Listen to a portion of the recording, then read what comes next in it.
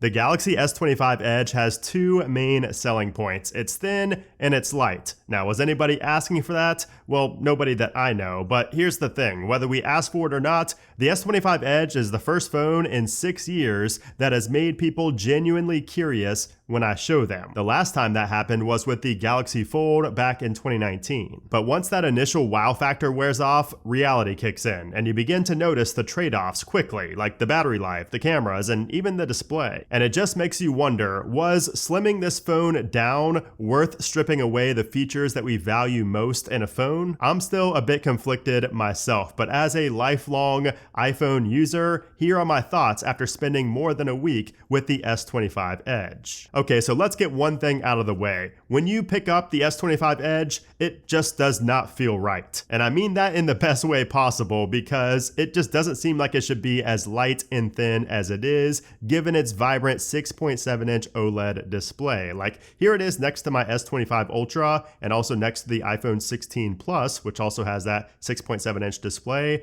It's just so much more noticeable than the numbers seem on paper. Like on paper, it's 5.8 millimeters thick and it weighs 163 grams. And for comparison, the S25 Ultra is 8.2 millimeters thick and weighs 218 grams. The 16 Pro Max, you can see right there, 8.25 millimeters, 227 grams. And then the 16 Plus, which has the same size display, 7.8 millimeters and 199 grams heavy. And I don't want to speed through the main selling point for this phone because this design and the way this feels to me is very reminiscent of how I felt when the first MacBook Air came out. It just did not feel right. It felt too good to be true. And honestly, it kind of is too good to be true, and more on that in a second. But really the areas where I noticed this thinness and this lightness actually making a difference in my, real world situations are in three places. So number one is on the phone. Like I don't feel as much hand fatigue when I'm holding the phone up to my ear for like at least 10 minutes, like between 10 and 20 minutes. I can really actually feel the difference in my hand.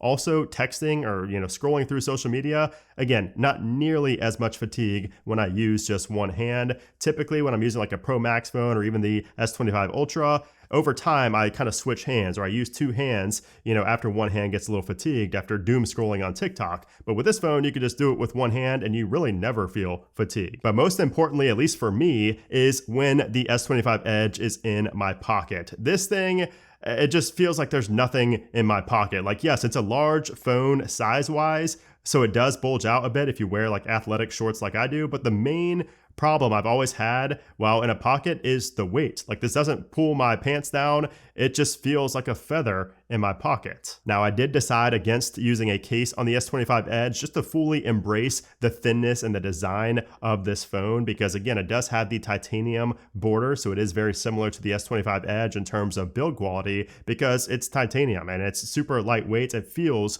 premium at the same time, but I liked having it without a case. But even if you did throw a case on here, it would still be slimmer and lighter, at least lighter than the phone that you're coming from, most likely, especially if it's an iPhone or another Galaxy phone. But just as you would expect from this slim design, there are compromises, quite a few compromises actually, the main one being the battery life. And we'll talk about that in a moment, but I just want to expand a little bit on this design because again, the frame is constructed of titanium, just like the S25 Ultra, and the front glass is made of Corning's Gorilla Glass Ceramic 2, and on the back we have the Victus 2 Gorilla Glass. So even though the glass might not be as durable as the Gorilla Armor 2 on the S25 Ultra, the Edge is still IP68 water and dust resistant, and it can withstand multiple drops from 2 meters high. So even though I don't have a case on it, I still feel protected most of the time. And I will say that if you do drop it, the first thing it's probably going to hit the ground is going to be that camera bump because it does stick out quite a bit. It pokes out there, and you do notice the wobble when it's sitting on a desk, which can be kind of annoying, but it's still not as bad as the iPhone 16 Plus and the 16 Pro. Now, sadly, we do not have the anti-reflective coating on the front glass like we do on the S25 Ultra, but despite that, the display is excellent and the brightness is insane. Like you have a 6.7-inch AMOLED display, but the peak brightness is 2600 nits. So here it is outside compared to my 16 Pro Max in that direct Florida sunlight,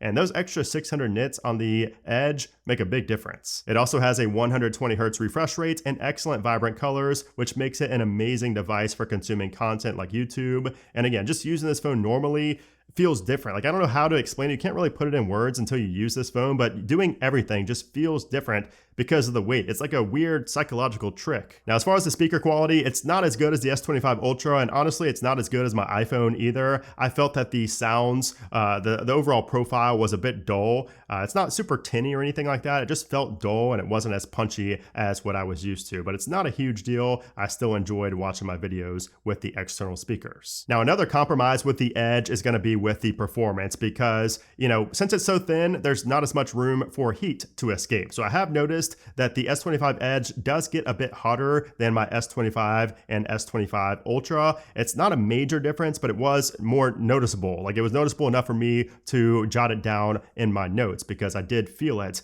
quicker than I did on the Ultra when doing benchmarks and when gaming. But as far as everything else performance-wise, Samsung did not skimp out here because we have Qualcomm's Snapdragon 8 Elite chip with 12 gigs of RAM, and of course it comes standard with 256 gigs of storage, and of course it is running Android 15 with One UI 7, which has been just as smooth and reliable as it has been on my Ultra. I also really appreciate that you get all the AI features on the Edge as well. Like, we have the same feature set as we have on the Ultra. So you get Gemini, you get audio eraser, drawing assist, you get the best face feature, and of course the now brief, which I think is completely pointless, but at least you have that option there. And you do also have the beloved circle to search, which I use almost daily. I just find these AI features to be more useful than Apple Intelligence on the iPhone. I just really don't use Apple Intelligence a ton. I tend to use the AI features more on the Samsung, which I love that. And surprisingly, these AI features do not impact battery life near as much as I thought it would. Now, it's about time to talk about the battery life. So inside here, we do have a 3,900 milliamp hour battery. So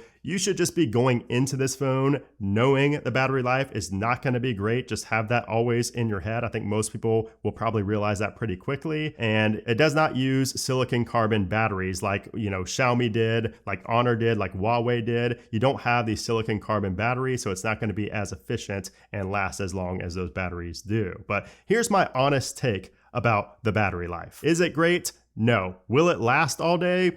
Probably not. So I get about 5 hours or so before I get down to 10% and have to charge this phone up. And side note, the wired charging is also noticeably slower on the Edge versus the Ultra. It's one of the first things I noticed out of the box. You have 25 watts wired charging versus 45 watts, and it does make a difference. I noticed it pretty quickly. However, we have the same 15 watts wireless charging on the back, which is nice. But to me, and this might be a hot take, the battery life is the most forgivable compromise on the S25 Edge. I feel like I'm the only person saying that, at least from all the reviews I've seen, but it's because I'm always around chargers. Like, I understand it takes effort to plug your phone in, but I've been doing this on my iPhone for years and my Samsung phones for years. I'm just always around outlets, so I'm always charging my devices even if they don't need it. So, yes, battery life is not great on the Edge. I'm not saying it's great, but I'm always around chargers. Like, even when I'm traveling, I always have chargers with me. I'm always within arm's reach of charging up my device. So I just see this as a forgivable compromise, at least for the way that I use my phones. However, if you're somebody who does not like plugging in your phone a lot and you don't keep chargers around you at all times, this might be a much bigger con for you. Now, easily the most surprising thing about the S25 Edge for me was the camera system. So on the back, we do have that same 200 megapixel f1.7 main camera.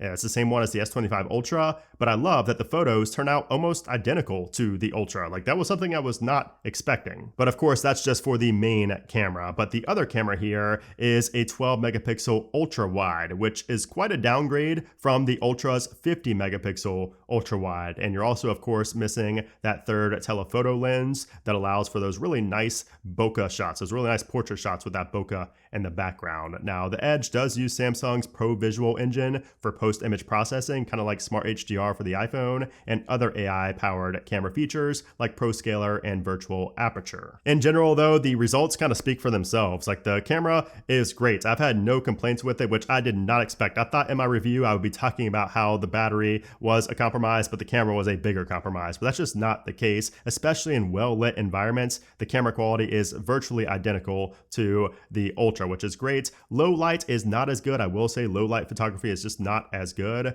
but at least it does have a great main camera there. Now, as far as video, I do shoot all my videos in 8K, which is nice. You cannot do that on the iPhone as of right now, so that is something nice. However, I do still prefer the iPhone's video quality. Even in 4K, it's not 8K, but even the 4K video looks better than Samsung's 8K. So I think the iPhone is still king for video, but photos, that's another story. I do think that the Galaxy S25 Edge does look better than like the Pro Max iPhone, the 16 Pro Max iPhone in certain shots, which is super impressive. So with all that being said, who exactly is this phone for? And is it actually worth $1,100? That's just $200 less than the S25 Ultra. Well, I think that the S25 Edge is an expensive phone given the battery life and camera drawbacks and even the display drawbacks as well, but that might be perfectly fine if you're just mainly after the big display, the latest software features, and most importantly, you want the thinnest, lightest smartphone you will have likely ever used. My best advice before writing this phone off as being like a cash grab and something that's not going to be around a long time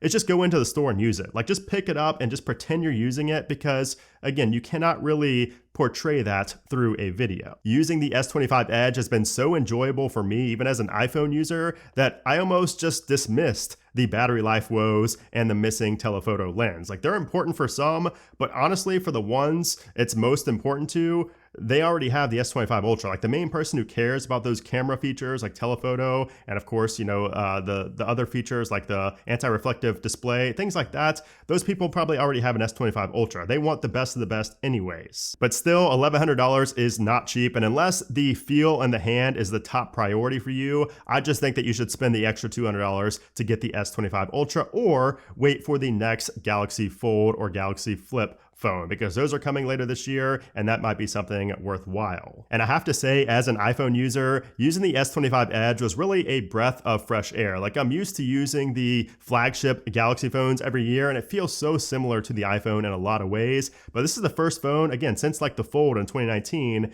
where it felt like something new and something refreshing and cool. Like I know a lot of people are going to dismiss this phone. It's not going to get as many views. Like this video won't get near as many views because it's not as popular of a device, but I really love the Edge. Like I just don't think people value the feel in the hand and the weight as much as maybe I do. That's why I like to use the MacBook Air more than the MacBook Pro a lot of times, because it's just so much more convenient to use. I value that differently. You know, I value that more, I guess, than a lot of people. And so yeah, the S25 Edge has me really excited for the upcoming slim iPhone. I cannot wait to put these two head to head and see how they compare later on in the year. But those are my overall thoughts on the S25 Edge. Let me know what you think about it down in the comments below. Are you somebody who's gonna switch over from iPhone to the Edge? Are you somebody switching from another Android phone to the Edge? Let me know all your thoughts down there in the comments below. But anyways, guys, thanks for watching and I'll see you soon.